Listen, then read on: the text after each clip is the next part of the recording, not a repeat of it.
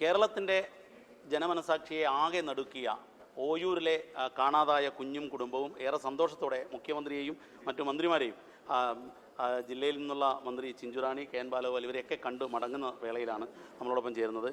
C എമ്മിനെ കണ്ടോ മോളെ? എന്ത് പറഞ്ഞു?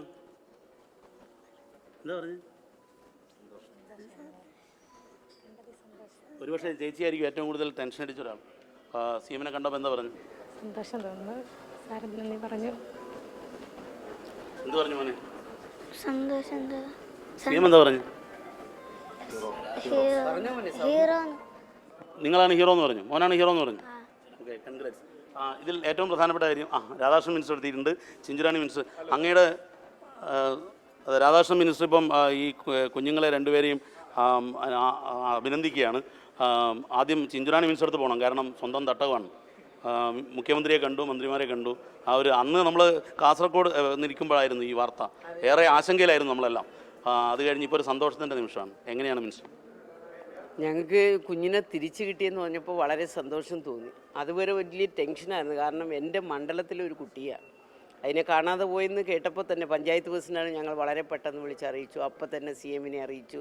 സി എമ്മിൻ്റെ ഓഫീസ് അതിൽ അടിയന്തരമായിട്ട് ഇടപെട്ടു. ഞങ്ങളൊക്കെ തന്നെ ജില്ലയിലെ പോലീസ് സംവിധാനം എല്ലാവരുമായിട്ട് ഞങ്ങൾ ഇടപെട്ടു. അവരെല്ലാം വളരെ പെട്ടെന്ന് നമ്മൾ തന്നെ അറിയിച്ചതിൻ്റെ അടിസ്ഥാനത്തിലാണ് അവർ കുഞ്ഞിൻ്റെ വീട്ടിൽ ആദ്യം എത്തിച്ചേരുന്നതും വിവരങ്ങൾ തിരക്കുന്നതും അതിൻ്റെ പുറകെ പോയത്. പക്ഷെ മാധ്യമങ്ങളൊക്കെ വലിയ ഒരു ഗവൺമെൻറ്റിനെതിരായിട്ടുള്ളൊരു വാർത്ത, പോലീസ് സംവിധാനം ഇവിടെ മോശമാണ്, അവർക്ക് കണ്ടെത്താൻ കഴിഞ്ഞില്ല എന്നുള്ള. അപ്പോഴും സി എം വളരെ വ്യക്തമായിട്ട് പറഞ്ഞിരുന്നു പോലീസ് കണ്ടെത്തും എന്നുള്ളത്. ഞാനന്ന് ഓർക്കുന്നുണ്ടോ, അന്ന് നവകേരള യാത്രയിലെ ആദ്യ ബസ് യാത്ര നടത്തി ഇൻ്റർവ്യൂ ചെയ്യുന്ന സമയം കൂടിയായിരുന്നു. അന്ന് സി എം പറഞ്ഞിരുന്നു പോലീസ് കുട്ടിയെ കണ്ടെത്തും, പിടിക്കുമെന്നുള്ളത്. അതുതന്നെയാണ് നമ്മുടെ പോലീസിൻ്റെ ഒരു മിടുക്ക് അതിൽ ആ കാര്യത്തിലുണ്ടായി. നമ്മുടെ ഈ മോനും വലിയ നിർണായകമായ പങ്കാണ് വഹിച്ചത്. അതുപോലെ ആ രേഖാചിത്രം വരച്ചവരിൽ ഇന്നലെ പ്രഭാത സദസ്സിൽ വന്നിരുന്നു, അതിഥികളായിരുന്നു.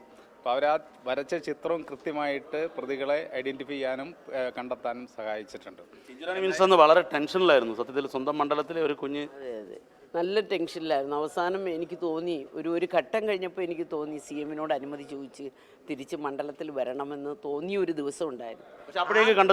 ആ ദിവസമാണ് കണ്ടെത്തി. അപ്പോൾ സി എം തന്നെ ആദ്യം വിളിച്ച് പറഞ്ഞു, ദാണ്ട് ആശ്രാമത്ത് കുട്ടിയെ കണ്ടു എന്നേ ഉള്ളേ പറഞ്ഞു.